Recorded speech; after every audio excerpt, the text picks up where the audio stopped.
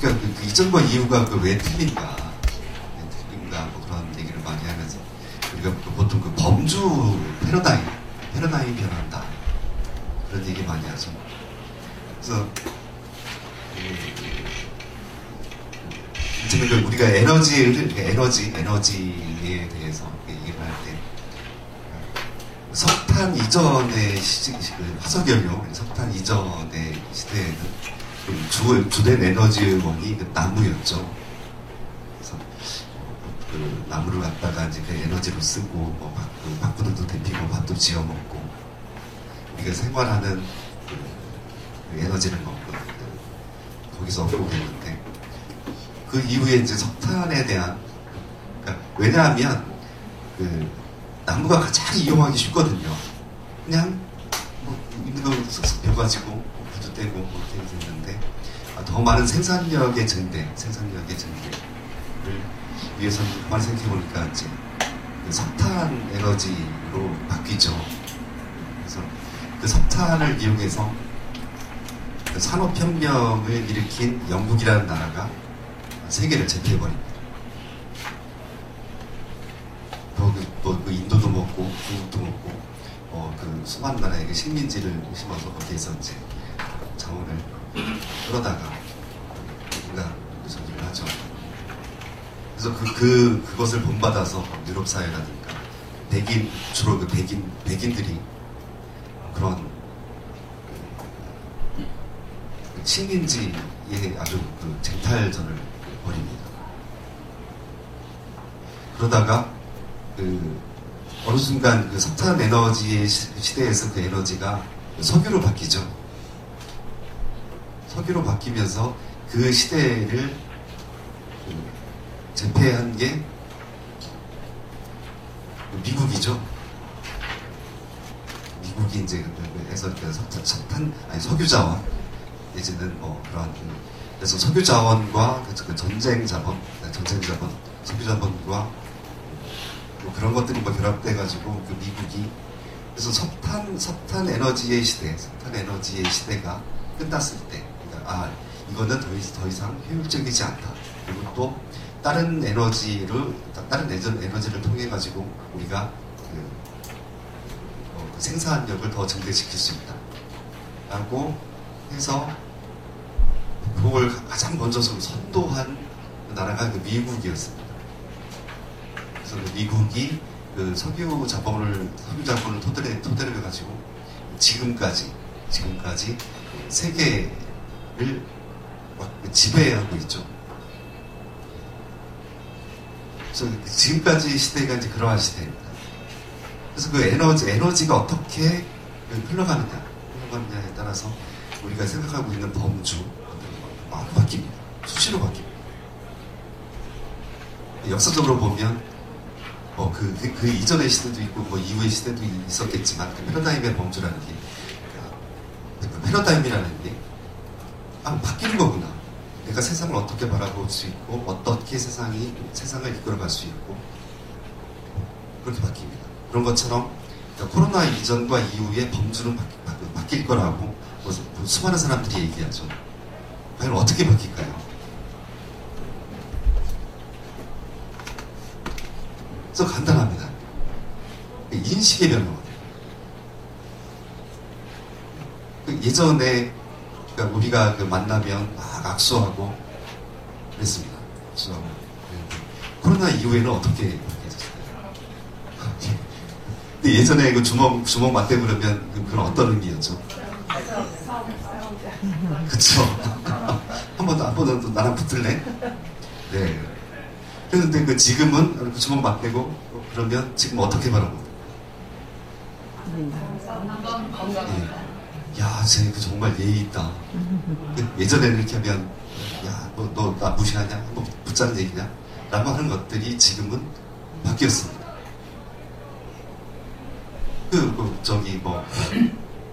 예전에는 그 다정함의 표시로 해가지고 만나면 하고 또 밥 먹을 때도 딱 마주 앉아가지고 이렇게 그런 게 당연한 거였는데 그러면 그 주위에서 바라보는 시각이 저 사람들 정말 재미있게 밥도 먹고 정말 친한 사이인가 봐 라고 했지만 지금은 그렇게 밥 먹고 있으면 아 쟤들 전청주 원수인가 봐. 그렇게 바뀌어버립니다. 한순간에 그렇게 바뀌어버립니다. 저도 코로나를 경험을 하면서 이렇게 단순간에 그러니까 몇 개월 되지 않는 시간에 이런 의식의 변화 또 혹은 시각의 변화, 견해의 변화가 이렇게 혁명적으로 이루어질 수 있을까 하는 것들을 저도 순식간에 경험을 했습니다. 물론 그건 다 변하는 거고 하지만 이렇게 내가 피부로 실감하게끔 변하는 이런 것들을 코로나19가 저는 보여줬습니다. 그렇다고 코로나19에게 감사하다는 얘기는 아닙니다. 되게 불안하죠. 그래서 우리가 살고 있는 세상, 우리가 이제까지 이것은 옳다, 이것이 본질이다, 이것은 변하지 않는 진리이다 라고 믿었던 수많은 것들이 있습니다. 지금도 역시 마찬가지입니다. 여기 계신 분들 생각 속에서 진리는 이러하고 상식은 이러하고 세상의 가치는 이러하고 라고 하는 수많은 것들이 우리가 고정 관념으로 박혀있죠. 그러나 그것이 물론 이제 가치로 봤을 때 그것을 옳을 수도 있고 그리고 그것이 옳다고 계속 주장을 한다면 우리는 이 세상에서 살아갈 수 있을까요? 네, 분명히 말씀드리지만 세상은 변하지 않습니다. 이 자연과 그리고 우리를 둘러싸고 있는 것들 그냥 그대로 있을 뿐인데 내 마음이 바뀔 뿐입니다. 그것을 바라보고 있는 내 견해가 바뀔 뿐이고 그리고 내 견해가 내 스스로 만들어진 것인가, 내 스스로 내 마음이 움직여서 스스로 만들어진 것인가 라고 생각해보면 어떤 것 같습니다. 꽃은 그러니까 우리가 저기 올라올 때 장미꽃 이쁘게 핀 거 보셨죠? 꽃은 아름답다 라고 하는 것들이 내 스스로 만들었나요? 잘 모르겠습니까? 그러면 오늘은 꽃에서부터 시작을 하겠습니다.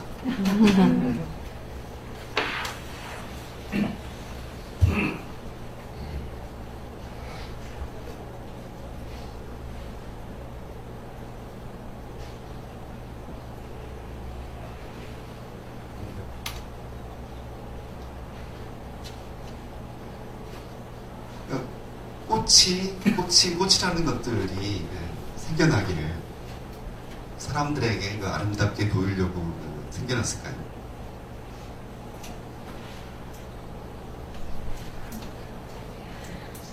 아무 상관없죠.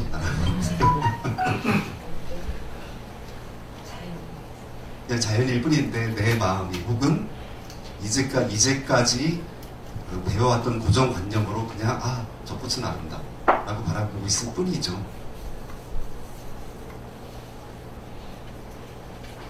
그래서 꽃은 아름답다라는 것을 또 문학용어 미학에서는 은유라고 했다. 은유법 메타포라고 해서 A는 B다. 계속 나가겠습니다. 이걸로.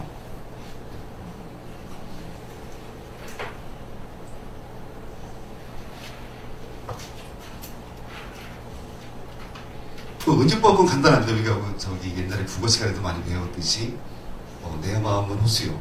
늘 시를 배울 때 쓰던 수사법이죠. 내 마음은 호수요. A는 B다. 근데 A는 B인가요? A는 A일 뿐인데. 저 한 가지 더 말씀드리겠습니다. 내가 저 꽃을 보고 아름답다. 저 꽃은 아름답다. 라고 얘기를 했을 때 누군가가 나는 꽃은 아름답다라고 생각해 하는데 누군가가 저기 아름답지 않아 라고 얘기를 한다면 나는 그 사람에 대해서 어떻게 생각을 할까요? 저 사람 감수성도 없어. 꽃을 제대로 또 꽃을 아름답다고 얘기하지 않는 걸 보니까 저 사람은 뭔가 정서상에 무슨 결핍이 있는가 봐. 그렇게 얘기를 하겠죠. 그래서 나와 내가 꽃은 아름답다. 내가 A는 B다. 라고 결정을 지어서 꽃이라는 거는 아름다운 거야. 라고 규정을 했을 때 거기에 반대되는 의견, 반대되는 견해를 보이는 사람을 만난다면 또 내 마음이 어떻게 변하죠? 불편하고 또 공격을 하겠죠. 왜 그 꽃은 아름다운 건데 넌 아름답지 않다고 말을 해? 너 이상한 놈 아니야? 너 비정상이야. 이상한 거 아닌가요? 이제까지 그런 의문 해보신 적이 있었나요? 그래서 오늘은 그거에 대한 얘기를 좀 계속 해보죠. 그래서 꽃이 아름답기 위해서 저 꽃은 아름다워. 장미꽃은 아름다워. 라고 했을 때 정말 저건 아름다운 거야 라고 내가 받아들였다면 그 장미꽃은 어디에서 피죠? 나무에서 피고 그리고 흙에서 나오고 그러면 그 장미꽃을 피우는 나무는 아름다운가요? 아름답지 않은가요? 나무는 아름답지 않죠. 꽃이 아름답죠. 계속 생각을 해볼까요? 그럼 그 꽃이 아름답기 위해서 나무가 없어야 되나요? 있어요. 그러면 그 나무가 있기 위해서는 뭐가 있어야 되죠? 흙이 있어요. 물도 있어요. 물도 있어요. 또요? 공기도 있어요. 햇볕도 있어야 돼요. 그러면 꽃이 아름답기 위해서는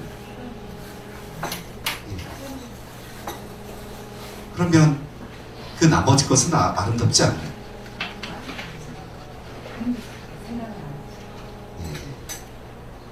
오늘 이번 불교대학 입문반 오신 분들은 정말 차원이 높습니다.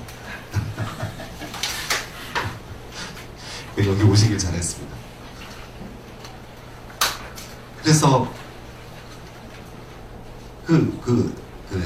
꽃은 아름답다라고 해서 어떤 특정한 어떤 것들을 두고 그것이 아름답다라고 표현해서 이 아름다움을 위해서 다른 것들이 다 존재해야 되고 그것을 위해서 우주의 에너지가 다 집중돼야 됩니다.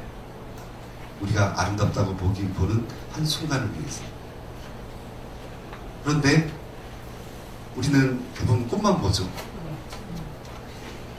그래서 그 꽃을 이를테면 장미꽃을 보기 위해서 그 아름다움을 돋보기 위해서 다른 모든 것들을 제거하거나 혹은 심지어는 정원사가 정원을 관리할 때 그것만 유독 돋보이게 하기도 합니다.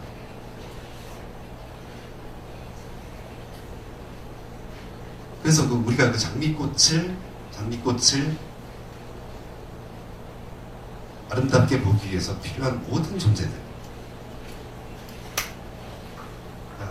한 번 더 제가 다시 한번 일어서서 말씀드리겠습니다. 꽃은 아름답다, A는 B다 라고 하는 것들이 우리가 상식적으로 봤을 때 그래 이런 관념 속에서 있어.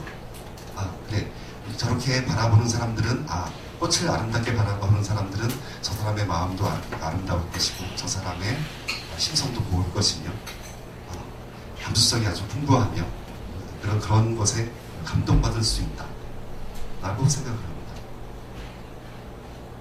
그러나 내 견해, 내 고정관념에 대해서 꽃은 아름답지 않아. 나 저거 보기 싫어. 괜히 왜 정원에서 막 나가지고 사람 귀찮게 라고 하는 사람을 본다면 나와는 적이 되겠죠. 너 꽃이 아름답지 않다고 말을 해요. 뭐 이상한 놈 아니야? 뭐 정서불안이야? 라고 말을 하겠죠. 계속 나가겠습니다.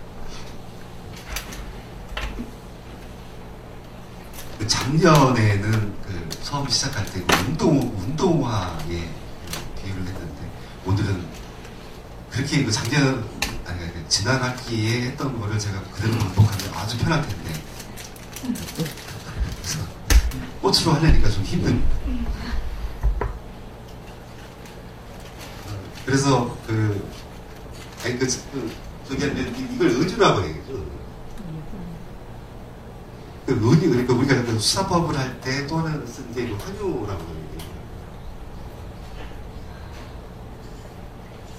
만약에 꽃은 아름답다라고 표현하는 게 은유라면 그 꽃의 주변에 있는 모든 상황들을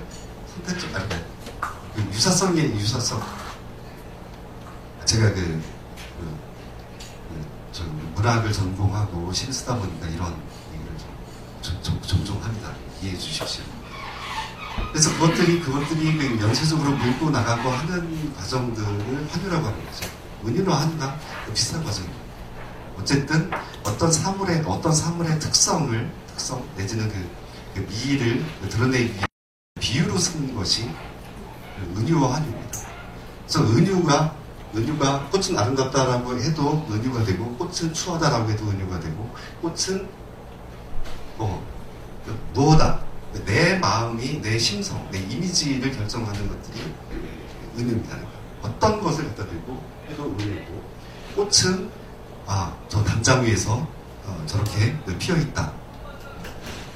그래서 꽃이 피어있는 어떤 상황을 내가 더 효과적으로 전달하기 위해서, 시에서요, 이야기에서 그 꽃이 아름답게 피어있는 어떤 상황들을 전달하기 위해서 얘기하고, 어떤 특정한 상황, 꽃은 어떤 상황에서도 필 수 있는데 내가 바라보고 있는 어떤 특정한 상황들을 열거하고 있으면 그것은 환유가 됩니다.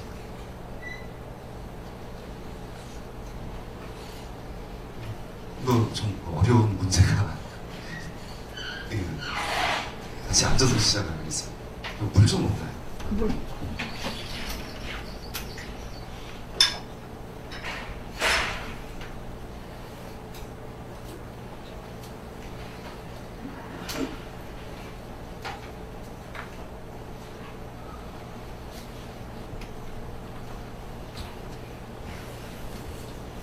그래서 우리가 세상을 인식할 때 A는 B다. 대부분 그렇게 하죠. 비둘기는 평화의 상징이다. 비둘기는 평화다. 또 혹은 우리가 흔히 말하는 양은 어떻게 비유하죠? 온순하고 착한 사람들, 이렇게 비유하기도 하죠.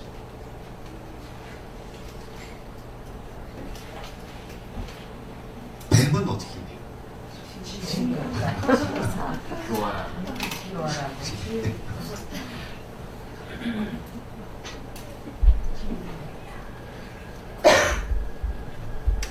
그럼 바이블 얘기를 좀 더 할까요? 비둘기는 평화의 상징이다. 나는 그 비둘기를 좋아한다. 누군가 비둘기를 잡아서 구워먹고 있었는데, 맞아. 그렇죠. 메추리를 우리가 먹는 거나 참새를 먹는 거나 비둘기를 먹는 거나 뭐 다른 의미가 있나요? 그런데 참새를 구워 먹으면 쟤는 미식가야 라고 얘기를 하고 비둘기를 구워 먹으면 어떻게 얘기를 하죠? 쟤는 반평화주의자다 라고 얘기를 합니다. 그러니까 이 얘기를 계속 반복하고 있는 거는 제가 그런 얘기를 드리려고 하는 것 때문입니다. 내가 이제까지 갖고 있는 고정관념, 꽃은 아름답다라고 하고 있는, 저는 은유라고 얘기를 했지만 사실은 고정관념이거든요. 내가 갖고 있는 의식적이든 무의식적이든 내 스스로 만들었든 어디서 주어졌든 그런 기존에 갖고 있는 고정관념, 그 고정관념, 그건 아무것도 아닌데, 정말 아무것도 아닌데, 그런데 어떤 다른 사람이 나와 다른 견해, 내가 갖고 있는 고정관념에 대해서 다른 견해를 보여준다면 내 그 고정관념 때문에 그 사람과 싸움이 일어나고 적대적인 관계에 빠집니다. 사실 그게 인간이 사는 세상입니다.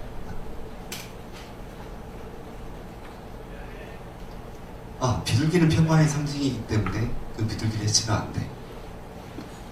그래서 내가 비둘기를 저건 평화이기 때문에 내가 그 비둘기를 잘 붙잡혀주고 잘 키우고 해치지 말아야지 라고 하면 그 사람은 저 선량하죠. 얼마나 착합니까? 저 사람은 생명을 보호하고 생명을 잘 존중하는 사람이야 라고 하는데, 그렇지 않은 심지어 비둘기가 평화의 상징이 아니라고 말을 하거나 그냥 새일 뿐이야 라고 말을 하거나 내 고정관념에 동의하지 않는 어떤 사람을 만났을 때, 또 어떤 견해를 만났을 때 내 마음은 어떻게 일어나죠? 그것을 불복시키려고 합니다. 내가 갖고 있는 생각이 옳고 그것이 진리인데 왜 너는 진리에 반해서 행동하느냐, 혹은 진리에 반하는 견해를 갖고 있느냐 라고 얘기를 합니다. 그러니까 우리의 삶이 그렇지 않나요?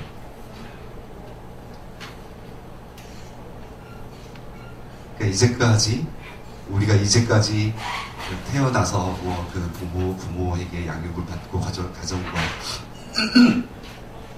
살다가 이제 학교에 들어가서 종교교육을 배우고, 그리고 중학교, 고등학교, 대학교를 졸업하고 나서 사회에 들어가서 사회에서 요구하는 어떠한 가치 기준들 거기에 하면서 그리고 행복하다는 것은 무엇이며, 돈을 벌어야 되고, 뭐를 해야 되고, 명예를 얻어야 되고 라고 했던 모든 고정관념들, 그러니까 내 스스로는 만들지 않았을지도 모르지만, 그래서 그런 관념 자체를 내가 객관화시킬 수 있을 때,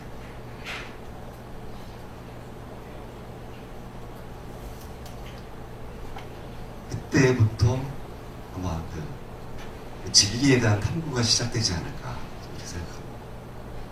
소크라테스가 그랬고, 공자가 그랬고, 이제까지 그냥 소크라테스가 너 자신을 알라. 네가 지금 어떻게 생각하고 있는지, 그 생각이 어디에서 비롯됐는지를 탐구해라. 이게 네가 갖고 있는 고정관념이 어디에서 비롯됐는지 한번 곰곰이 생각해라. 그래서 그건 플라톤은 동굴의 비유를 하죠. 이제까지 우리가 있었던 동굴 속에서 그렇습니다. 그러니까 이렇게 앉아있는데 빛은 한 방향에서 비칩니다. 그래서 여기 내가 바라보시는 화면에서는 막 그 빛의 그림자만 왔다 갔다 해서 어떤 것은 새의 모형을 보여주고, 이것은 그 그림자를 보고 이것은 새다, 이건 뭐다 라고 해서 그 사람이 생각할 수 있는 데서, 그 세상에 대해서, 이 우주에 대해서 생각할 수 있는 것들을 그 그림자로 한정시켜버립니다. 그것이 플라톤이 말하는 동굴의 비유죠. 그거는 소크라테스의 사상에서 빗대입니다. 너 자신을 알라. 그래서 내가 이제까지 알고 있었던 세계, 내가 이것이 세상의 전부이고 이것이 본질이라고 얘기했던 그 세계에서 소크라테스는 뭐라고 얘기를 하죠? 그것을 끄집어내서 세상 밖으로 끄집어내서, 동굴 속에서 끄집어내서, 이것이 이제까지 너를 비추었던 햇빛이고, 이것이 네가 보게 했던 새고, 그리고 그 그림자를 네가 이제까지 봐왔는데 끄집어내서 다른 세계를 봐라. 그것이 그 철학자의 임무다. 철학자는 그런 동굴 속에 갇혀 있어서 동굴의 세계밖에 보지 못하는 그런 사람들을 끄집어내서 정말 세계의 본질을 보게 하는 거다. 이 우주가 어떻게 이루어졌는지 그걸 보게 하는 것이 철학자의 임무다. 라고 하는 게 이제 동굴의 비유입니다.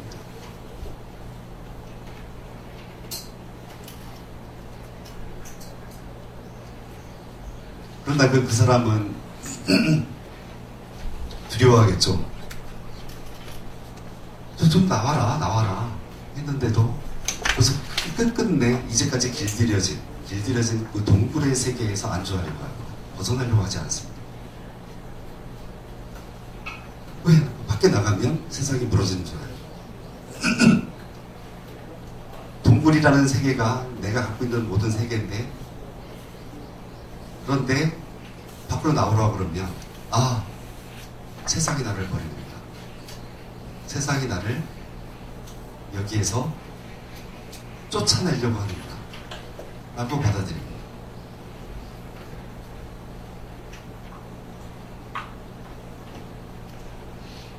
좀 무섭지 않나요? 물론 우리가 그렇게 바라봤을 때 그런 생각을 내리는 거고, 제가 처음에 얘기했을 때 패러다임의 문제, 범죄 문제, 세상을 어떻게 인식할 것인가. 그럼 그런 문제에서 그래, 동굴도 하나의 세계고 동굴 밖도 하나의 세계다. 개에게는 개의 세계가 있고 인간에게는 인간의 세계가 있다. 만약에 우리가 저 강아지가 돌아다니는 것을 쟤는 여러 가지로 생각할 수 있겠죠. 이쁘다라고 할 수도 있고, 너는 어쩌자고 그 축생인 그 개로 태어나서 이렇게 묶여가지고 고생하고 있냐. 빨리 인간 좀 되라. 라고 말할 수도 있습니다. 그러나 그 개의, 그 강아지의 본질로 봤을 때, 강아지가, 나는 개로 태어나서 불행해. 난 이런 개 같은 삶 살기 싫어. 라고 인식한다면 그 강아지는 강아지로서의 삶을 살 수 있을까요? 근데 그 강아지는 강아지로서의 그 생긴 모양새와 혹은 그리고 꼬리도 달리고 네 발로 뛰어다니고 또 주인한테 사랑받고 혹은 그런 자체가 걔는 그 삶을 개의 삶을 그나마 견딜 수 있거나 혹은 그걸 행복하다고 느끼거나, 행복하다고 느끼면 다행인데, 주인한테 두드려 맞아도 나는 이 세계에서 그래도 견디면서 살 수 있어. 우리 인간이 되는 것보다 혹은 다른 것이 되는 것보다 나는 개의 삶이 나한테는 가장 어울려.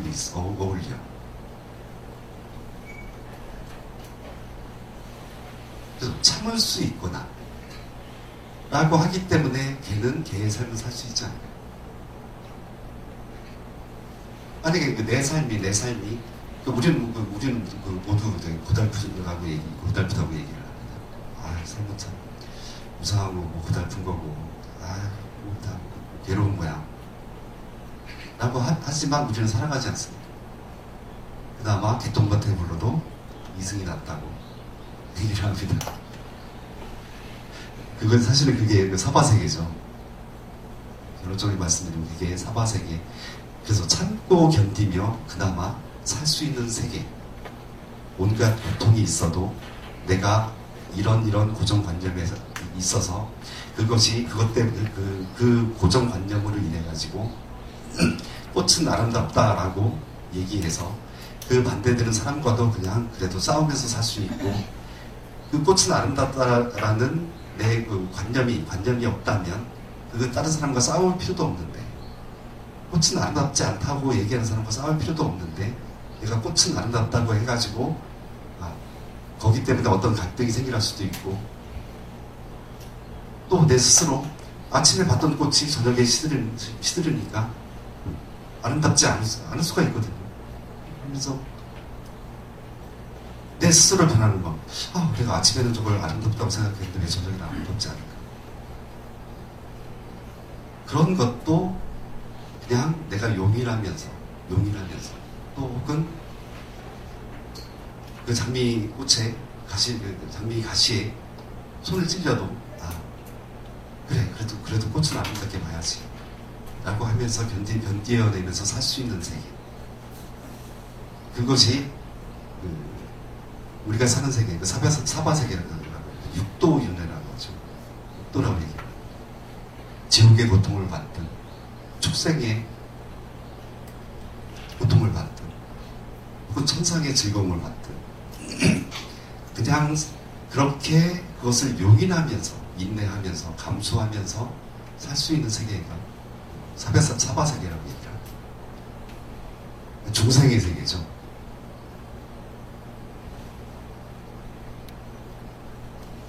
수시로 변하고, 그렇지만 수시로 변하는데 그것을 용인하지 않고 내가 그것을 끝까지 고집하고, 그래 우리는 코로나가 와도 악수는 해야 돼, 코로나가 와도 뭐를 해야 돼 라고 그것을 받아들이지 않든 받아들이든, 그래서 그 하나의 내 견해로 인해서 누군가 싸움이 일어나든 싸움이 일어나지 않든 평화가 유지되든, 꽃은 아름답다 라고 해서 그 사람과 너는 나랑 견해가 똑같구나, 우리 친구야, 우리는 동지야, 너는 꽃이 아름답다고 보지 않구나, 너는 반미학주의자야, 너는 아름다움을 몰라, 미를 몰라 라고 해서 그런 모든 것들이 그냥 어울려서 그래 싸움에도 살고 동조하면서 살고 하는 세계를 사바 세계를.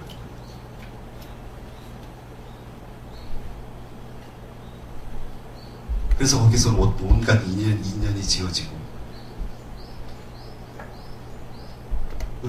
아까 말씀드린 것처럼 우리가 꽃은 아름답다라고 해서 그 꽃이 있기 위해서는 장미가 있어야 되고, 나무가 있어야 되고, 흙이 있어야 되고, 햇빛이 있어야 되고, 바람이 있어야 되고, 물이 있어야 되고, 모든 것들이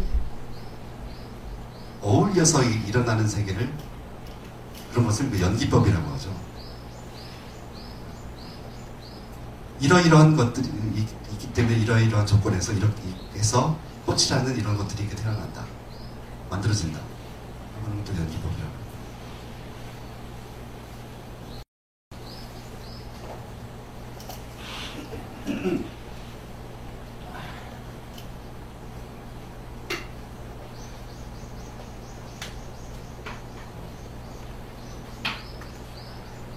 한 걸음 더 나가겠습니다. 좀 당황되더라도 이해해 주십시오.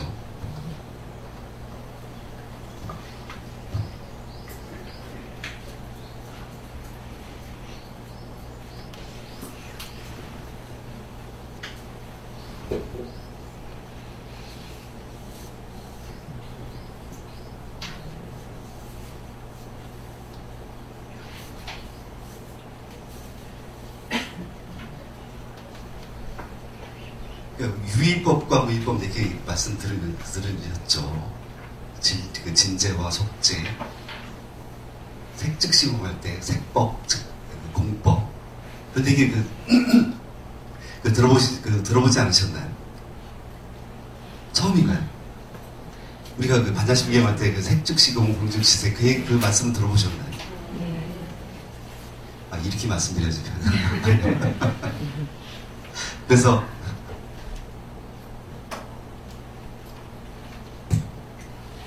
이게 딱 떨어지는 거 아닌데, 그냥 대략적으로 이제 개념을 설명하기 위해서 좀 말씀드리면, 이걸 그냥 쓰겠습니다. 색법, 공법 라고 했을 때, 색즉 시공 공즉 시색할 때, 색은 색인데 왜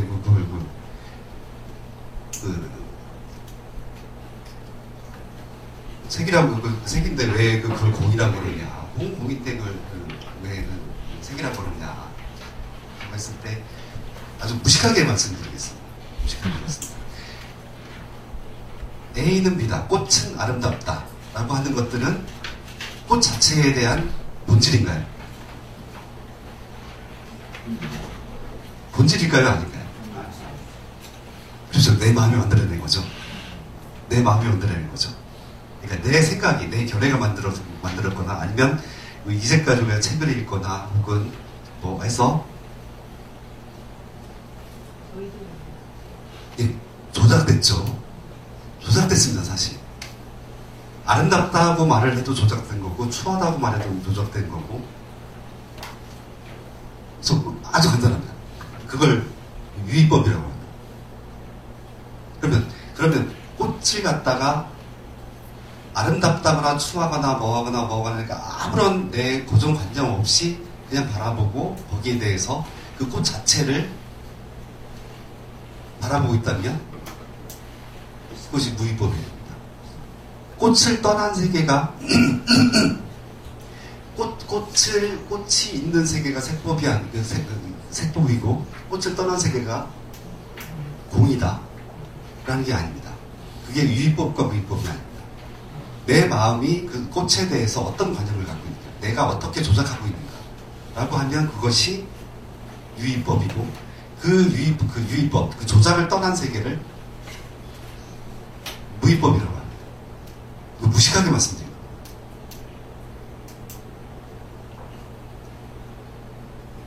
그래서 뭐 다들 아시는 말씀이겠지만 금강경에서 일체유의법 연몽환부요.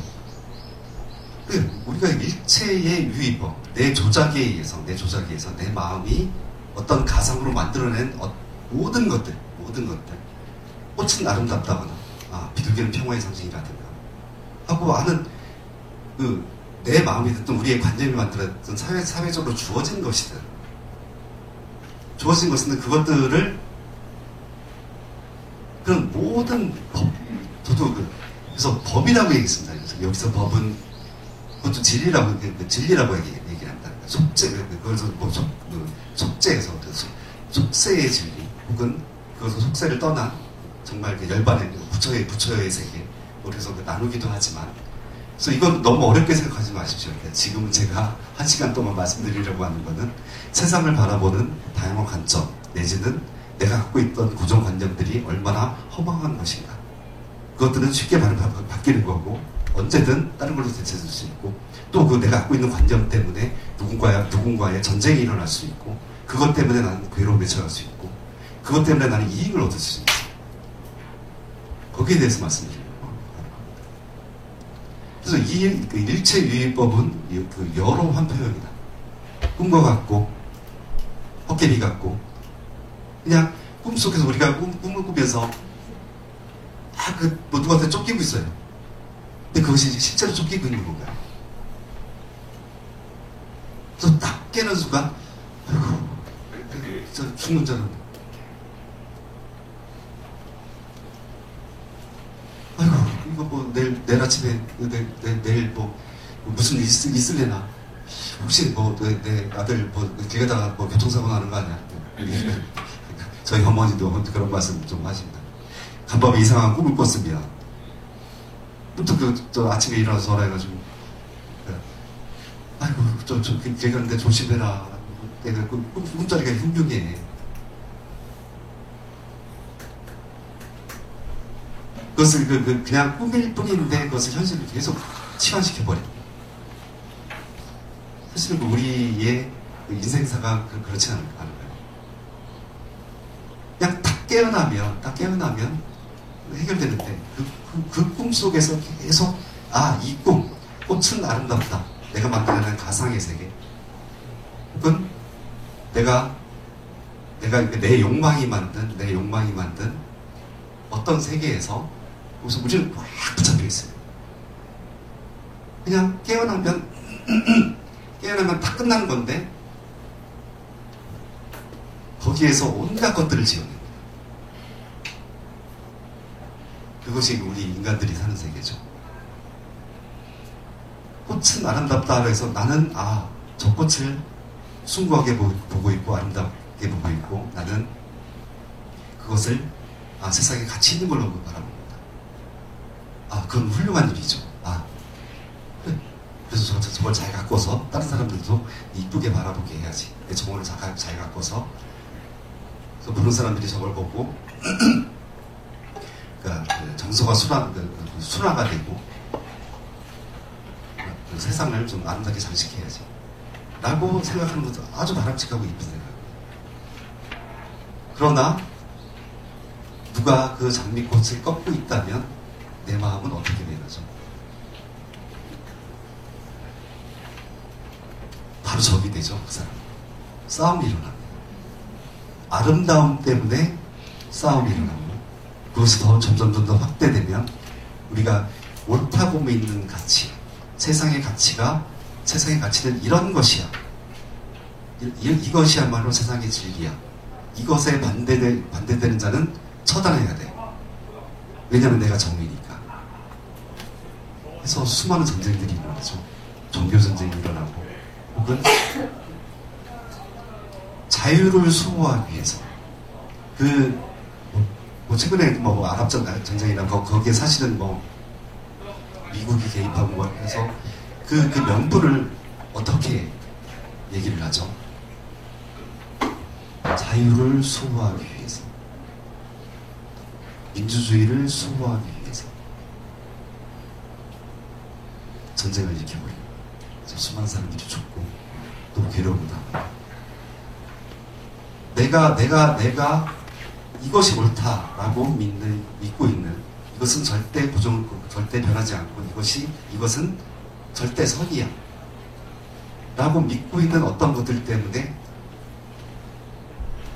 그리고 그 선이 극단화돼서 어떤 세력을 형성하고 나면 그 반대되는 것들은 다 처단해버립니다. 혹은 처단해버리려고 노력을 합니다. 그것이 우리가 이제까지 살고 있었던 세계, 지금은 내가 아니라고 얘기를 해도 언제든 우리가 갖고 있는 고정관념에서 꽃은 아름답다라고 하는 그런 고정관념 속에서 그것은 확 정제되어 있어서 언제든 누군가가 여기에서 뭔가를 건드리면 나는 주먹이 날아가고 프라이팬이 날아가고 그것이 우리 마음속에 꼭 다져져 있는 세계죠. 그래서 이제 그런 꽃은 아름답다.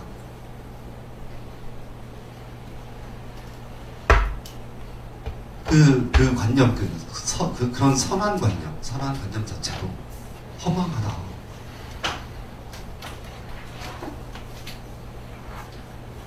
그것은 변할 수 있고 또 그 변한 거에 대해서 내가 그것을 실체를 본질을 제대로 바라보지 않으면 우리는 영원한 고통 속에서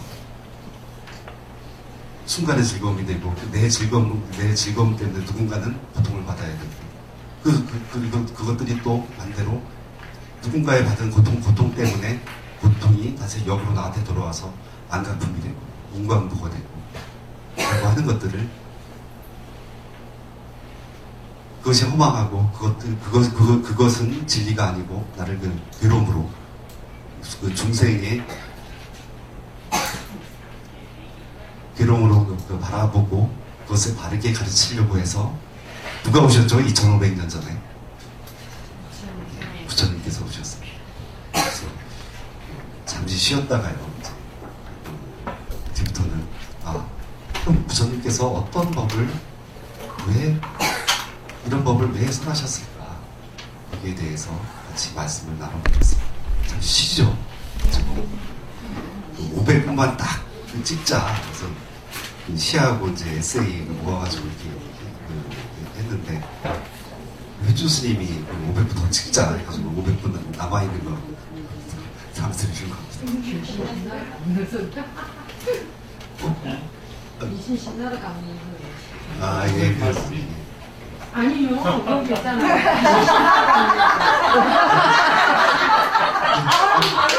아, 제가 아무리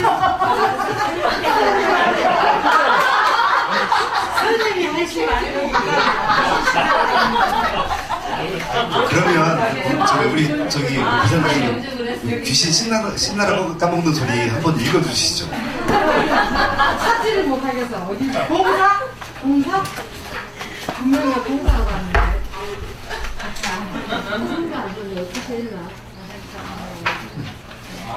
앞에 목차로 나와요. 48쪽에 있어요. 여기 있네. 몸을 찾아보는 예. 지뢰찾기에서. 제가 그거를 읽으라고요? 예. 그럼 하면 어떡하나요? 어머머, 제가 기분이 많은데.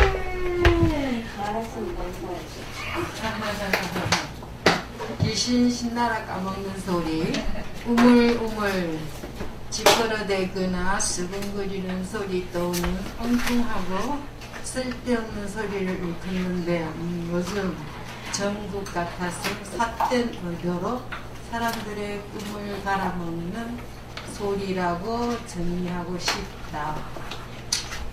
벼농사를 지어 가장 도실하고 건강한 벽시들을 따로 모아 호방 안에 거의 모셔두고 벼를 나는데 그것이 신나라기라. 농부에게는 꿈이며 삶의 가치이며 생명이다. 배고프고다고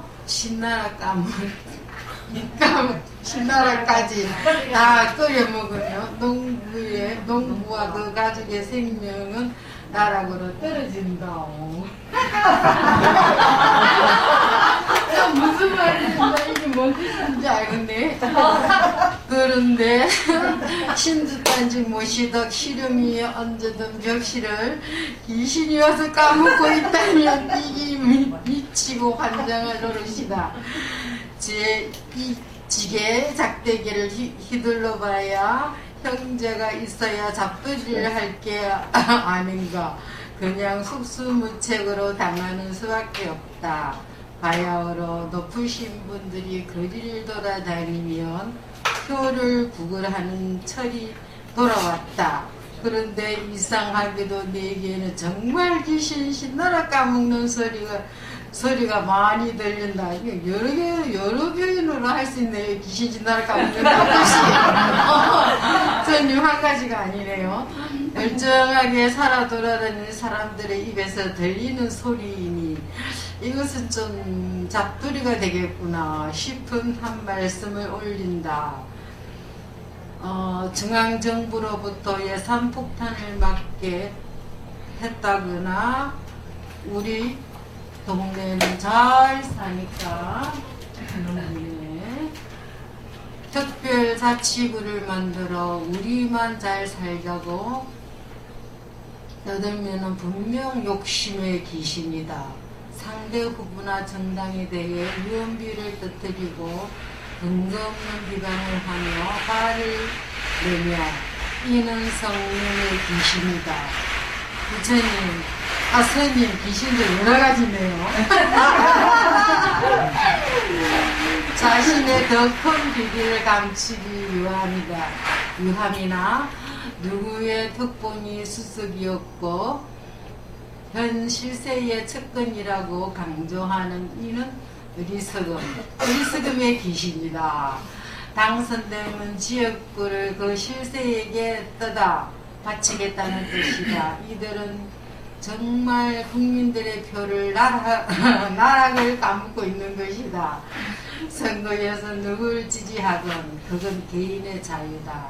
그러나 그냥 배를 메고 놀러가서 표를 그냥 썩혀버린다면 이는 귀신 신나라 까먹는 것보다 더 슬프고 안타까운 일이다.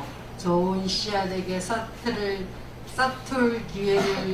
기회조차 주지 않는 죄를 금하는 것이 삼독보다 더 독하다. 근데 저는 찍습니다, 선생님.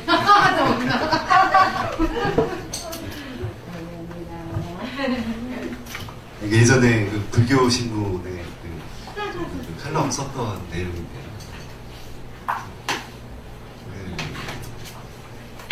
물론 여기 우리 거사님, 앞에 계신 거사님도 이제 그 작년에 인문관 하면서 이제 소설을 쓰셔가지고 저한테 보여주시더라고요. 그거를 제가 좀 뭐 말씀을 드리려고 했는데 또 그 뒤에 또 안 나오셨어요. 그래서 그 시를 쓰거나 뭐 글을 쓰거나 뭐 사람들이 제가 뭐 이런 거를 뭐 논할 자격이 있느냐 너는 뭐 이렇게 말씀하실지도 모르겠지만 저는 어쨌든 등단이라는 작업을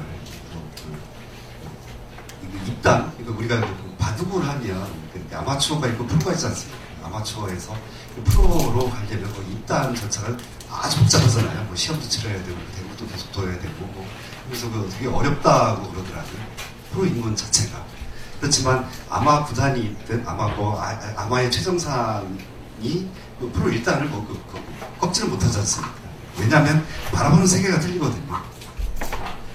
그러니까 이 조그만한 네모만한 바둑판에서 프로가 바라보는 세계 그 세계랑 아마추어가 바라보는 세계는 엄청나게 틀립니다. 글 역시도 뭐 비슷하지 않을까. 제 아무리 일기를 열심히 써가지고 생활 수기가 이쁘다고 해도 그것을 미적인 예술적인 경지로 끌어올릴 수 있는 사람들을 이제 문인이라고 얘기하고 등단을 했다고 얘기를 하고 요즘 등단하는 게 너무 많아가지고 얘기를 하는데 안목이 좀 틀려집니다. 글을 쓰는 것도 틀려지고 바라보는 안목도 틀립니다. 그래서 고사님께서 단편 소설 하나를 보면서 우리 고사님께서는 정말 책을 많이 읽으셨구나. 그리고 글을 또 이렇게 계속 이렇게 많이 써보셨구나. 그래서 문장력이 너무 참 좋더라고요. 그렇지만 그것을 미적으로 구조화시키는 일, 미학적으로 구조화시키는 일들은 좀 더 공부를 좀 하셔야겠구나 이제 그런 생각을 했습니다. 그래서 어떤 것이든 제가 후배들이나 그런 사람들이 오면 그래 시작을 했으면 끝까지 써라. 그러니까 글을 쓸 때 끝까지 쓰지 않으면 그 글을 이해하지 못한다. 이것이 되든 안 되든 끝까지 쓴 다음에 그 뒤부터 그 뒤에 통찰을 해라. 그런 얘기를 좀 하고 있는 겁니다. 그리고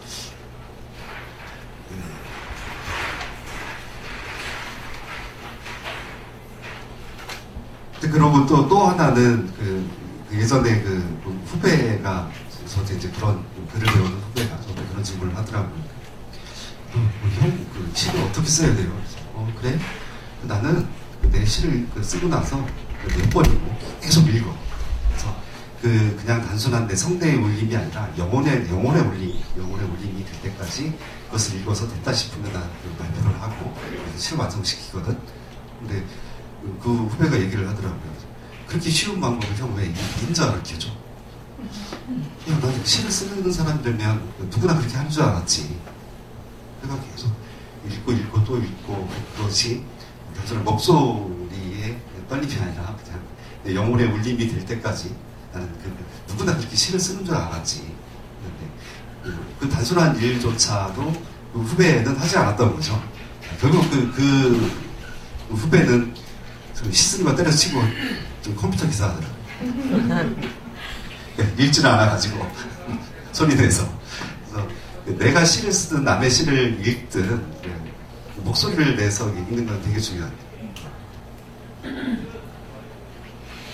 물론 그 소설 전체를 장편소설 전체를 목소리 내서 읽기는 힘들죠. 그렇지만 어떤 특정한 부분 이것은 정말 목소리를 내서 읽고 싶다 하는 부분이 있을 때는 목소리를 내서 읽고 또 이제 눈으로 읽고 또 그런 걸 반복하다 보면 독서의 즐거움이 생기지 않을까.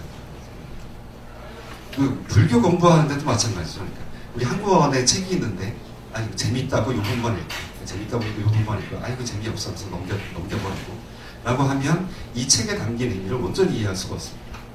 좀 지루하다거나 혹은 내가 잘 이해를 못한다거나 그런 부분이 있더라도 그냥 참고 넘어가면서 한국어를 통으로 읽었을 때 이 텍스트 전체에서 말하고 있는 통시적인 안목들이 생겼을 때 미시적인 것들, 세부들이 보이거든요. 디테일이라는 것들이 이래서 이런 표현이 쓰여져 있구나. 그래서 이런 것들이 나와 있구나 라고 파악을 하고 할 수가 있습니다. 그래서 그 전체를 다 읽은 다음에 다시 한번 돌아가서 이 부분에 대해서 좀 다시 한번 생각을 해보자. 그래서 읽다 보면 그건 저절로 깨치게 돼 있거든요. 근데 부분만 일단 읽는다거나 재미없어, 이해 못하겠어, 덮어버리면 그 책에 대해서는 우리는 영원히 이해를 할 수 없을 것입니다.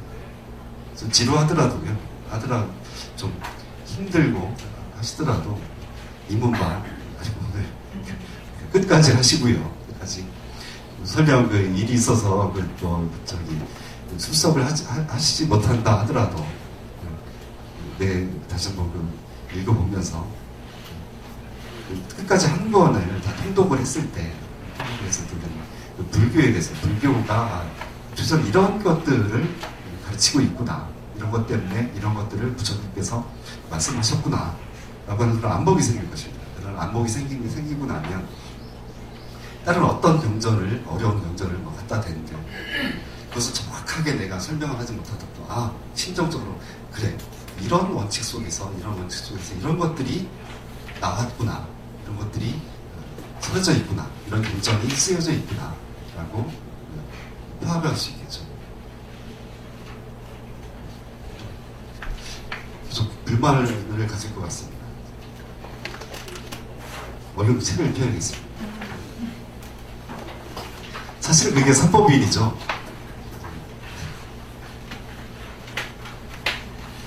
세상이 91쪽 세상이 지니고 있는 세 가지 속성, 삼법인. 그래서 저가 그렇게 불교학을 학문적으로 깊이 탐구해거나 연구하거나 그런 사람도 아니고, 저 그냥 글이나 쓰면서 이래저래 왔다 갔다 하면서 하다 보니까 세상에서 제일 하기 싫었던 주진우기까지 하시더라고요. 그래서 옛날에 우리가 공부할 때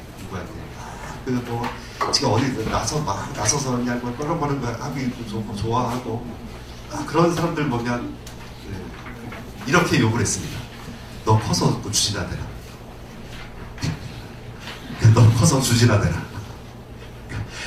정말 주지야말로 이제 할 짓이 못 되고, 그리고 또 그랬었는데, 정말 저는 하기 싫었는데 그냥 어디 토굴에 가서 글이나 쓰고 그러고 싶었는데 우리 회준 스님께서 강제로 시키더라고요. 주진원 사람. 그래서 저는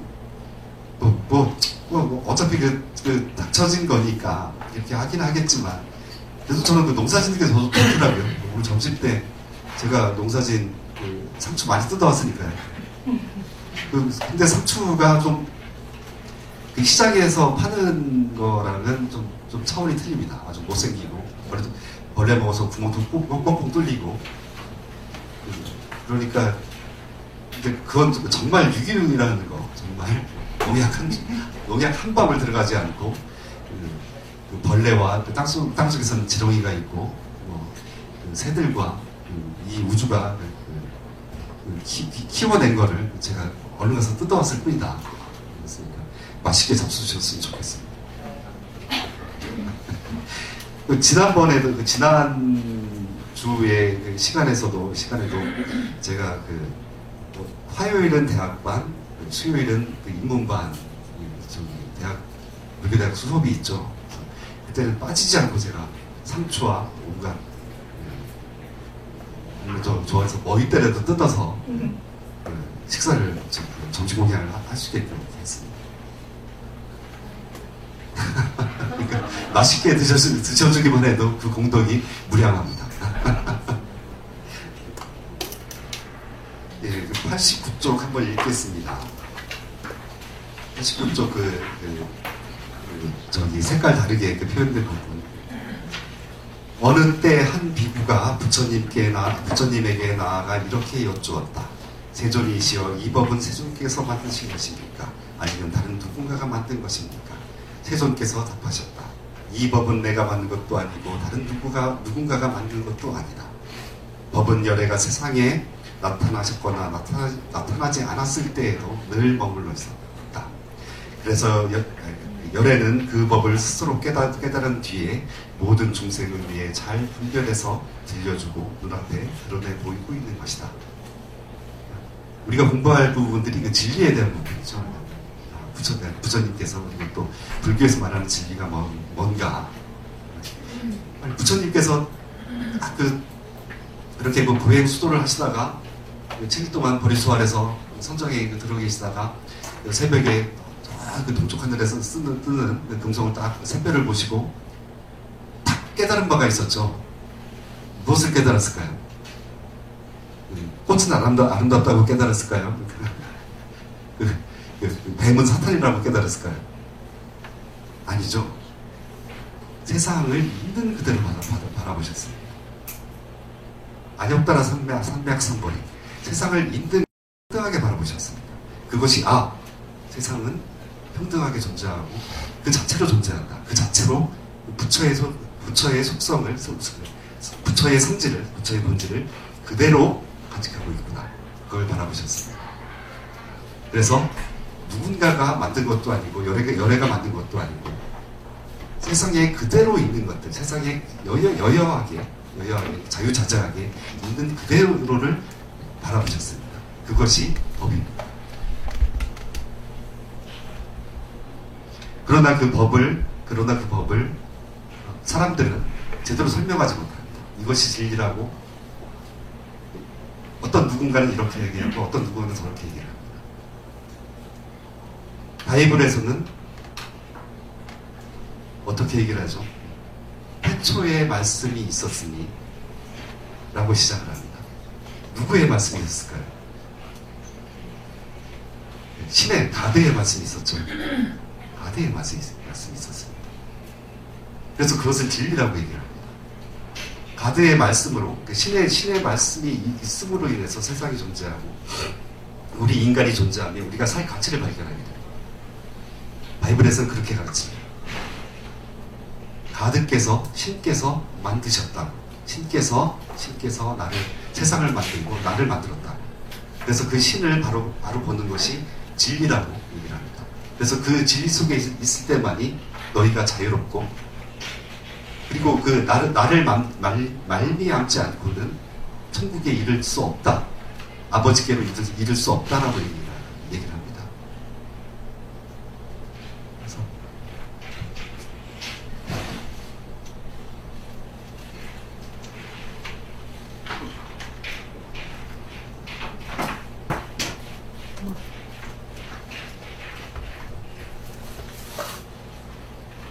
우리가 흔히 그 종교라는 것들이 존재하기 위해서는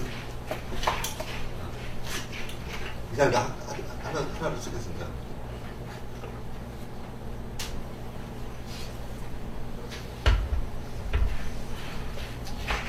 그 종교가, 그러니까 우리가 시작할 때도 우리가 삼기했죠. 거룩한 부처님께 귀의하고 가르침에 귀의하고, 그리고 승가, 따르는 무리들 거기에 귀의하다. 그러니까 그 가르침을, 교주의 가르침을 따르는 무리에 내가 합류하는 것을 귀의한다고 얘기하는 거죠. 세 번째, 거룩한 승가에게 귀의한다는 얘기는 그런 뜻입니다. 그래서 교주가, 우리가 어떤 사상이든 종교가 됐든 요 세 가지 요소는 필수로 들어가죠. 이거 교도입니다. 교관이다. 다른 우리들 교주, 교리, 교도 그렇게 얘기를 합니다. 그래서 그런데 부처님께서는 우리 불교와, 그러니까 쉽게 교회, 기독교와 불교의 차이점을 말씀드릴게요. 쉽게 가장 먼저, 조금 전에 읽었듯이 불교에서는 먼저 법이 있죠. 예. 내가 법을 만든 것도 아니고 누군가가 만든 것도 아니고 세상에 이미 존재하고 있는 것들을 내가 바라봤을 뿐이다. 그래서 그 법을 나는 너희에게 분별 있게 설명할 뿐이다. 라고 얘기를 하고 있습니다. 이건 부처님께서 직접 하신 말씀이십니다. 그래서 부처님께서 열반에 드실 적에 아난이 와서 그 질문을 합니다. 열애시여, 부처님께서 열반하시면 우리는 무엇에 의존해야 됩니까? 라고 질문했을 때 부처님께서 이렇게 말씀하시죠. 자등명 법등명이다. 네 스스로의 등불에 의지하라. 네가 갖고 있는 네 안에 법이 다 있는데 왜 다른 데서 의지하려고 하냐. 이제 정 그걸 못 보면 열애께서 설하신 법이 있다. 그게 경전이죠. 열애가 남겨놓은 법이 있다. 그래서 경전이 있으니까 그 법에 의지해라. 네 스스로 안 되면 거기에 참고 삼아서 정진해서 안욕따라 300선표를 성취해라. 깨달음을 얻어. 열반으로 들어가라. 라고 얘기를 합니다. 그래서 불교에서 말하는, 불교에서는 법을 가장 우선으로 칩니다. 불교에서는. 법은 이미 있는 거고, 근데 그것을 보느냐, 보지 않느냐. 그것을 보는 자는 열애고, 그걸 보지 않는 자, 못 보고, 꿈속에서 헤매는 자를 중생, 혹은 범부라고 부릅니다. 그래서 불교는 철저하게 요구입니다. 자등명, 법등명. 법이 먼저 있고 열애가 있습니다.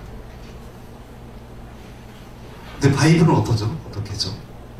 성경에서는 제가 아까 읽어드렸죠.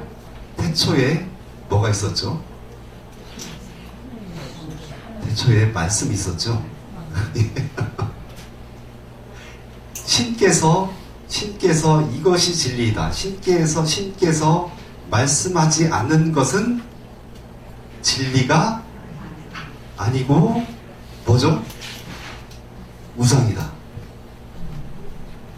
그러니까 실체는 우리가 실체는 딱 고정되어 있는데 어떻게 고정되어 있느냐? 신의 섭리로 고정되어 있다. 라고 가르치는 게 사실 바이블입니다. 그래서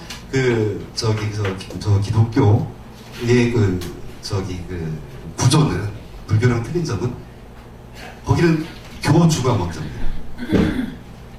예수께서 말씀하지 않는 것, 예수께서 설하지 않는 것, 신께서 설하지 않는 것은 다 법 아닙니다. 그렇죠? 바이블에 적혀져 있지 않은 것, 바이블에 준하지 않은 것은 진리 아닙니다. 그러나 부처님께서 말씀하신 것은 우리가 좀 전에 읽은 한 대목은 그거랑 정반대죠. 아예 정반대입니다. 열애는 세상에 있는 것을 그대로 바라봤을 뿐이다. 그 바라본 것을 너희에게, 중생에게 설하고 있을 뿐이다. 라고 하는 구조적인 차이가 있습니다. 그래서 그 구조적인 차이 때문에 신행 생활이 틀리고 사회 생활하는 게 틀리고 그들이 집회하는 방식과 불교에서 집회하는 방식, 그리고 또 그들이 세상에 대해서 요구하는 방식, 그리고 또 그 신도들을 대하는 방식, 교회에서 하는 방식, 불교에서 하는 방식, 천차만별로 틀렸습니다. 요 한 가지로. 뭐 그거는 제가 여기서 막 설명을 하다 보면 넌 비복음주의자야, 그렇게 말씀하실 분들이 있기 때문에 자세한 것들은 더 말씀을 진행하면서 얘기를 드리겠습니다.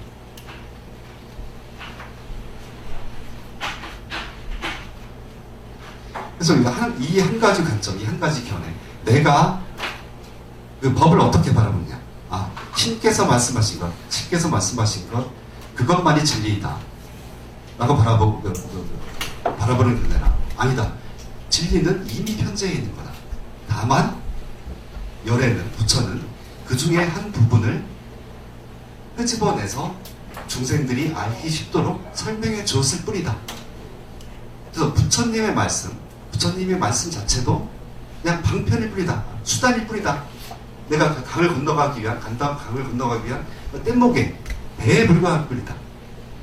그래서 추측하지 말아라. 내가 말한 거에 대해서 나는 그냥 내 식대로, 내 방편대로 너희들이 알기 쉽도록 분별해서 말을 했을 뿐이니 이것이 전부있냐? 이것이 내가 말한 게 이 경전이 전부있냐? 너네들 고정관념에 빠지지 말아라. 그래서 여러분께서는 그렇게 말씀하셨어요. 부처님께서 그렇게 말씀하셨어요.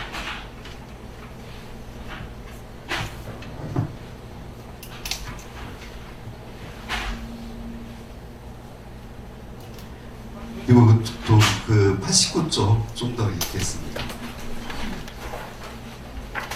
오직 바른 법이 있어서 내가 스스로 그것을 깨달아 위없이 완전한 깨달음을 이루었으니 나는 그 법을 공경하고 존중하며 섬기고 의지해 살아야겠다. 과거와 미래의 모든 부처님도 그렇게 살았고 그렇게 살 것이기 때문이다. 너무 간단하죠?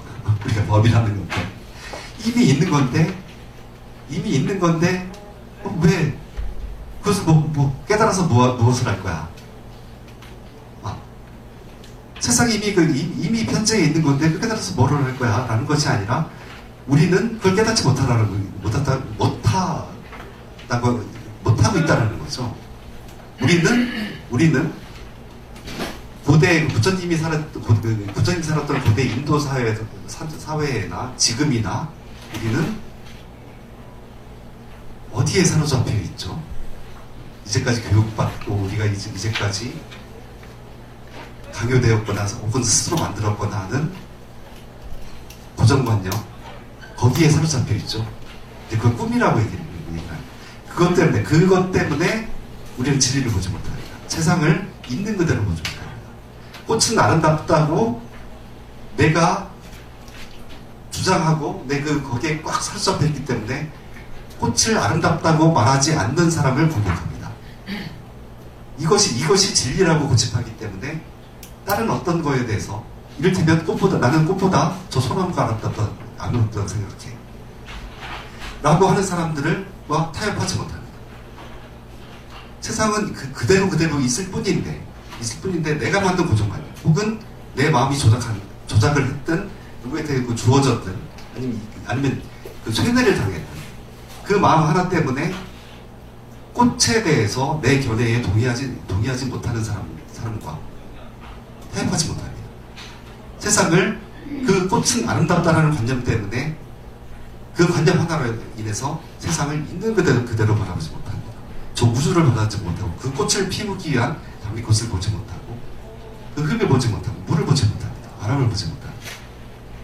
꽃만 아름답고 바람과 햇빛은 부수적인 존재이거나 꽃에 내 고정관념이 꽃에 봉사해야 되는 피조물이 아니라 그냥 노예와 같은 것으로 간주해버립니다. 내 사상에, 내 관념에 내가 진리라고 믿고 있는 그것에 동조하지 않거나 그것에 헌신하지 않는 자는 이단이거나 사탄이거나 반동이라고 합니다. 그것이 우리 인간이 살고 있는 세계고 이제까지 우리가 바라보고 있는 세상을 인식하고 있는 이게 범죄일 뿐입니다. 그거에 대해서 확 깨어나라. 눈을 확 떠가지고 그 악몽에서 깨어나라. 헛개비 속에서 놀지 말아라.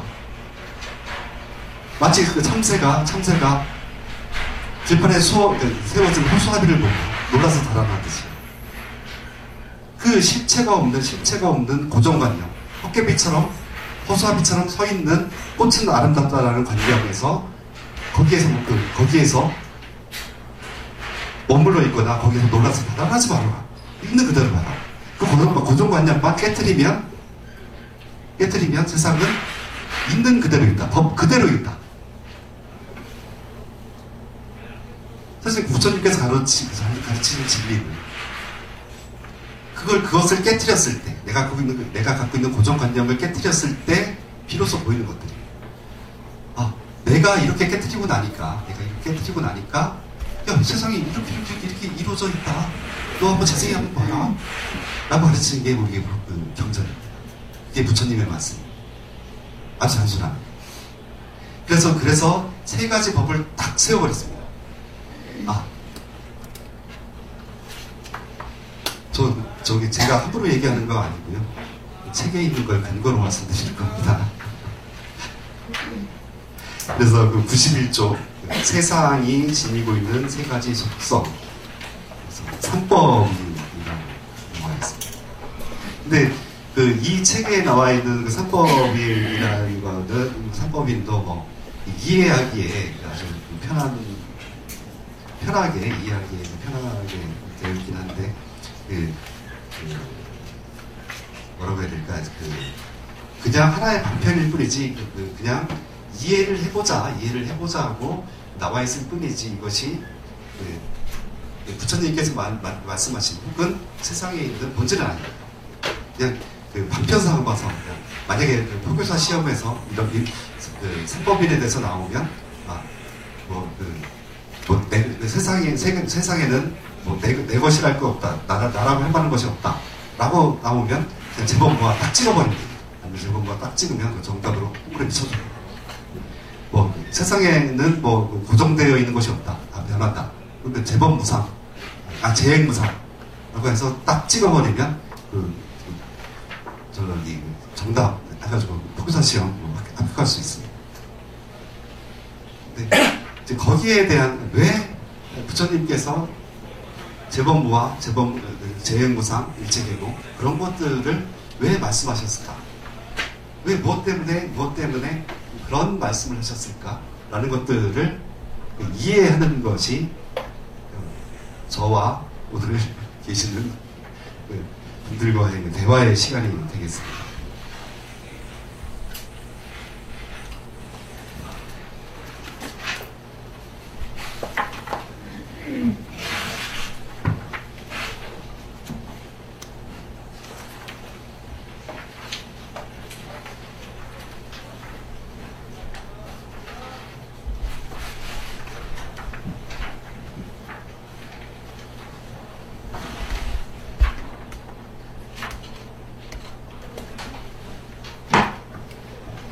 예, 93조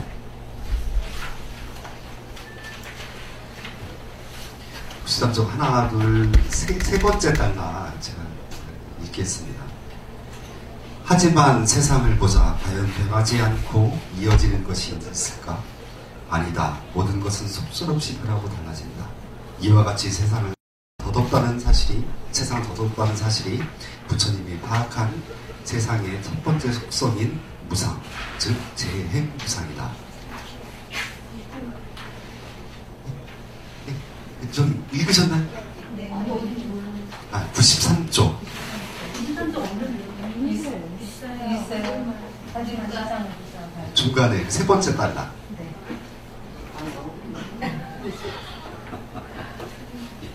그럴 수도 있습니다. 너무 핀잔하지 마십시오. 볼 수도 있고 안 볼 수도 있습니다. 지금 이제 다시 보셨으면 해결된 겁니다. 다시 한번 읽겠습니다. 하지만 세상을 보자 과연 변하지 않고 이어지는 것이 있을까? 아니다. 모든 것은 속절없이 변하고 달라진다. 이와 같이 세상은 더덥다는 사실이 부처님이 파악한 세상의 첫 번째 속성인 무상, 즉 재행무상이다. 이제 다 읽으셨죠? 네. 그러니까 재행무상은 뜻은 뭐죠? 말 그대로 더덥다라는 거죠. 그러니까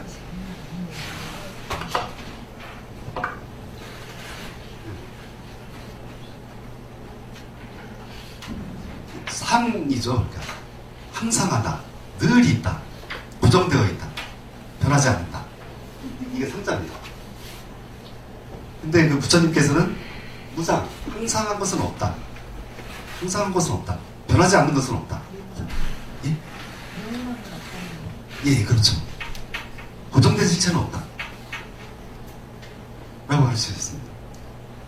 제가 한번 예를 드릴까요? 제가 이런 예는 제가 본문 시간에 하도 많이 들어가지고 또 이런 예를 들면 아마 우리 저 공독자 부사님이나 부역장님께서 제가 또 그 얘기 또 하고 있네.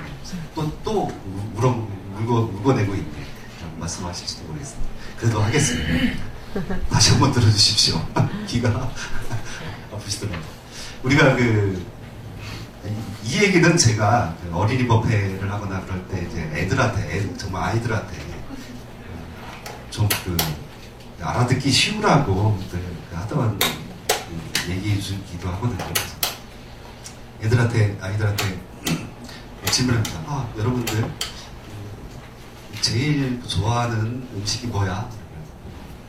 뭐 제일 먼저 나올 게 뭐죠? 피자, 치킨. 그런 얘기를 하고. 제가 그러면 다시 한번 아이들한테 묻습니다.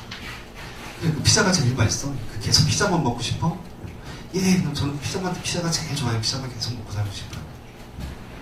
야, 그러면 너 피자만, 다른 거 하나도 안 먹고 피자만 계속 먹고 싶어? 하루 세끼 빠지지도 않고. 그러면 질문하면 갸우뚱합니다. 과연 내가 피자가 정말 좋긴 한데 세상에서 가장 맛있는 것은 나는 피자라고 생각했는데 그걸 맨날 다른 건 뭐 김치도 안 먹고 밥도 안 먹고 계란 후라이도 안 먹고 오직 삼시세끼 피자만 먹고 너 그렇게 살 수 있어? 너 그렇게 피자 좋아한다고 그랬잖아. 그러면 아이들이 사람이 그렇게 피자만 먹고 어떻게 살아요? 근데 그 피자가 너 제일 맛있다고 그랬잖아.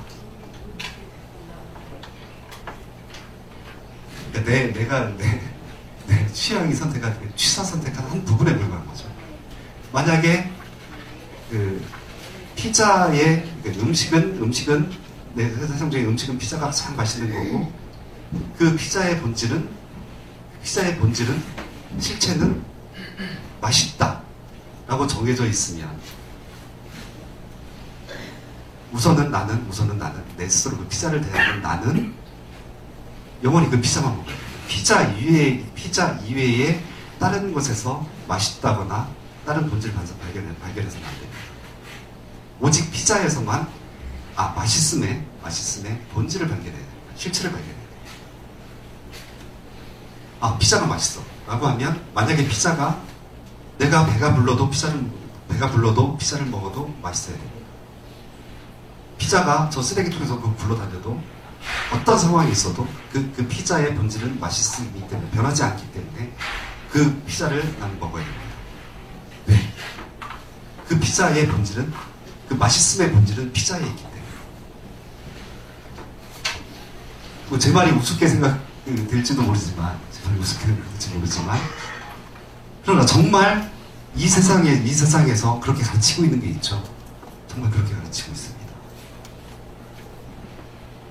이것이야말로 최고의 선이니까 이것이야말로 최고의 선이고 이것은 변하지 않으므로 너는 이것을 믿어야 되고 이것을 따라야 되고 이것을 늘 가지게 해야 된다. 이것은 이 세상을 이루고 있는 본질이기 때문에 만약에 네가 이것을 떠난다면 피자가 맛있다고 하는 본질을 떠난다면 그것이 쓰레기통에 있든 뭐 상에서 곰팡이가 났든 그 본질은 그 피자의 본질은 맛있음에 있으므로 네가 그것을 버린다면 너는 이단이다. 너는 사입이다. 너는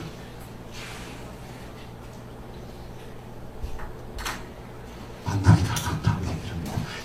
실제로 그것이 이 세상에서 이루어지고 있는 것입니다. 그래서 부처님은 그런 허상 깨라. 아니, 야, 맛있으면 맛있다는 건 본질은 저 된장찌개도 있고 그래 이럴 때 이렇게 할 때는 저 된장찌개도 있고 피자도 이럴 때는 저렇게 맛있고 배부를 때는 피자 맛 없는 거야. 맛있다고 해서 내가 배가 부른데 그 피자의 본질은 맛있음이므로 너는 터질 때까지 먹어야 돼. 피자가 100장 있으면 100장을 먹어야 되고 10장 있으면 10장 먹어야 돼. 그래서 피자가 한 장도 없이 딱 떨어지는 순간 만약에 없다면 너는 미각의 세계, 맛있음의 세계에서 너는 축출당한 거야. 그렇게 강요하는 것들이 실제로 일어납니다. 이 세상에서 역사적으로 실제로 일어납니다. 2차 대전 당시 히틀러는 내가곧 법이라고 독일민족만이 가장 위대한 민족이다.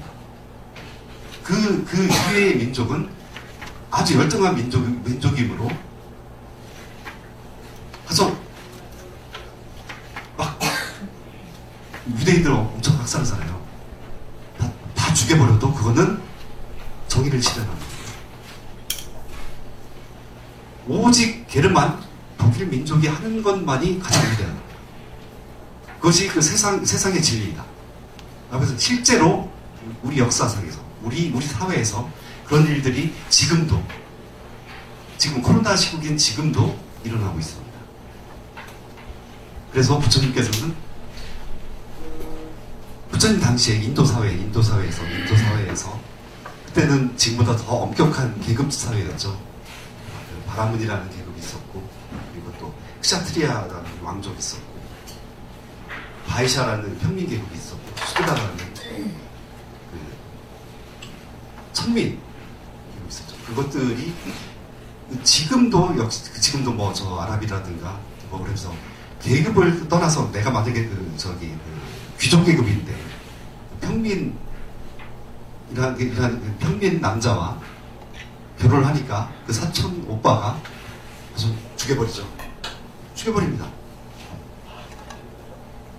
그걸 갖다가 명예살인이라고 합니다. 그러나 그거 우리가 그것들이 물론 이제 항상 일어나는 일은 아니지만 그런 고정관념, 변하지 않고 항상하다. 이 실체는 고정되어 있고 진리는 이것뿐이다 라고 믿는 것 때문에 우리는 역사상으로 얼마나 많은 참혹한 일을 견뎌왔습니다.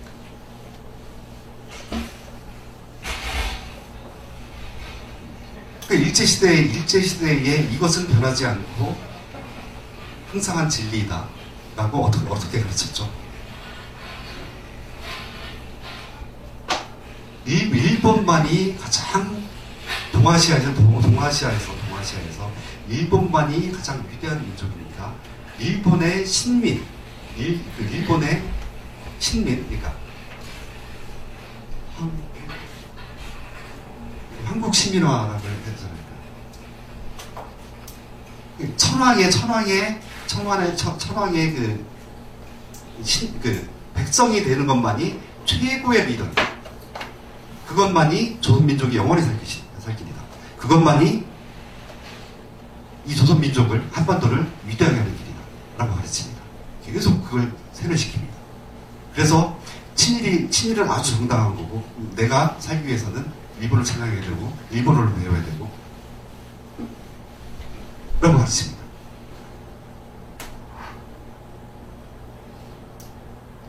진리는 고정되어 있고, 이것은 변하지 않는다고 하죠. 우리 역사에서 그것은 수없이 일어났습니다. 현대사회에서도 일어나고 지금도 일어나고 있습니다. 그렇지만 부처님은 이거 없다. 이런 거 없다.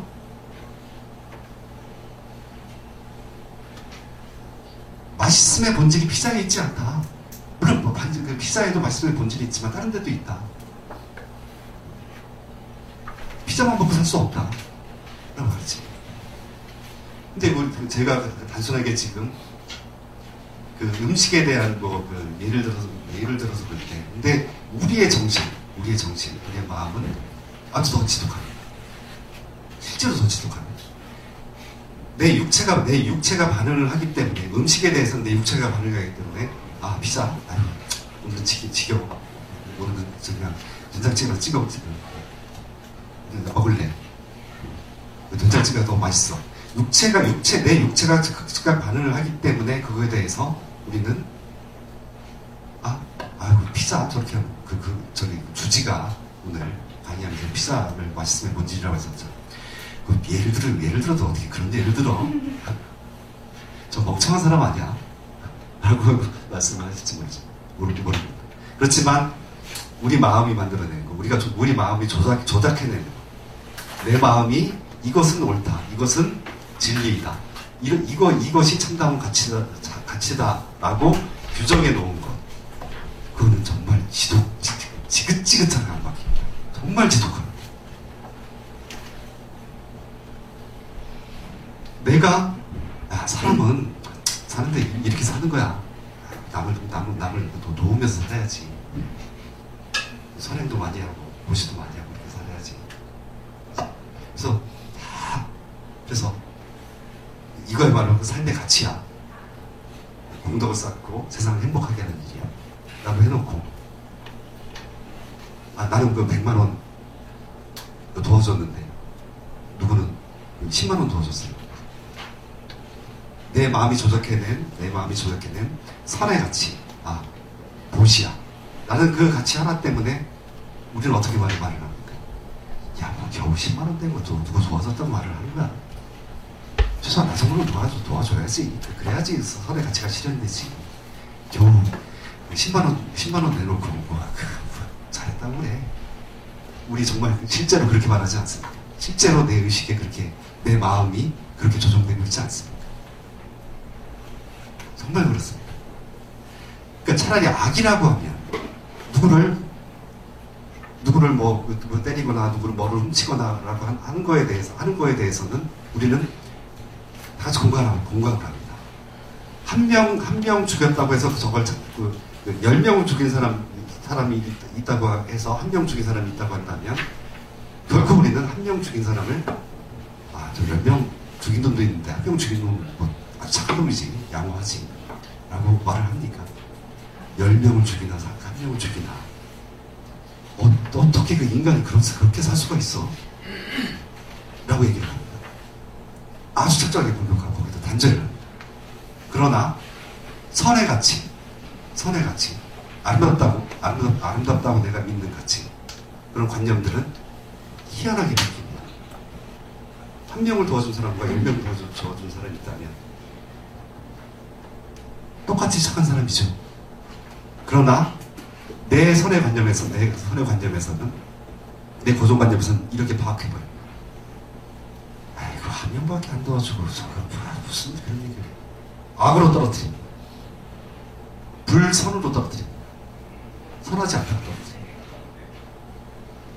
정말 지독하게, 지긋지긋하게, 아주 지독하게 우리의 관념은, 우리 마음이 조작해낸 관념은 진짜 그렇게 내가 생각을 하고 내가 그렇게 행동하게끔 만들어버립니다.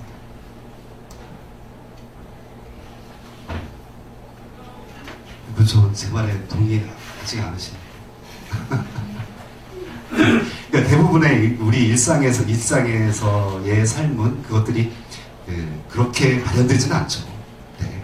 이렇게도 살고 저렇게 살고 그렇게 하는 거야 라고 우리 일상에서 삶은 그렇게 되지 않습니다. 그러나 어떤 극단적인 상황에 처했을 때 우리 마음 대부분 그렇게 발현된 거예요. 아주 희한하게. 한 명밖에 안 도와줬으면서 네가 착하다고 할 수 있어? 라고 고정관념, 아니면 내 마음이 조작해낸 허상들이 정말 그렇게 시킵니다. 그리고 나는 그렇게 행동을 합니다. 그것을 깨트려버려라. 그런 것은 없다 라고 하는 게 제1모사입니다. 부처님의 가르침입니다. 내일부터는요, 내일이 아니죠. 다음 시간부터는 스피드를 아주 빨리 해가지고 재범모와 유체계고 또 사상적 활정도 또 공, 중도 또 그 이후에는 또 계율까지도 또 해야 되고 그 뒤에는 바람이, 시바람이, 육바람이 등등 하면서 몇 가지 챕터를 저랑 같이 이렇게 공유를 해야 되는데, 오늘 말씀드린 거는 제가 일부러, 저도 그냥 책 읽고 이렇게 슥슥 넘어가면 정말 편합니다. 그러나 이제 부처님께서 우리가 불교를 공부할 때 이제까지 내가 갖고 있는 고정관념을 놓아버려라. 물론 여기 그 강의실에서 딱 나가는 순간 우리는 지나가는 개가 보면 오늘 재수없어 설령 그렇게 해도 좋습니다. 그것도 인지상정입니다. 그러니까 이제 최소한의 이 공간에서는 이제까지 내가 갖고 있었던 관념, 선에 대한 관념, 혹은 악에 대한 관념, 그리고 세상의 가치에 대한 것들, 그냥 이거 아니다 라고 딱 놓아버리시라는 말씀에서, 그런 뜻에서 오늘 장황하게 말씀을 드렸습니다. 목이 타도록 말씀드렸습니다.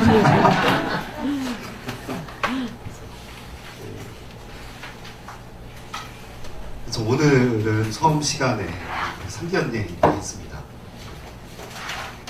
오늘 뵈니까 다들 아주 활발하시고요. 또 자기 내가 갖고 있는 생각들을 주저없이 말씀하시고 그런 부분들이 전 너무 좋습니다. 다음 시간에 세 타임을 더 해드릴 때마다 웃으면서 또 심각하지 않게 그냥 가볍게 저랑 대화하는 시간을 갖도록 하겠습니다. 오늘 애쓰셨습니다.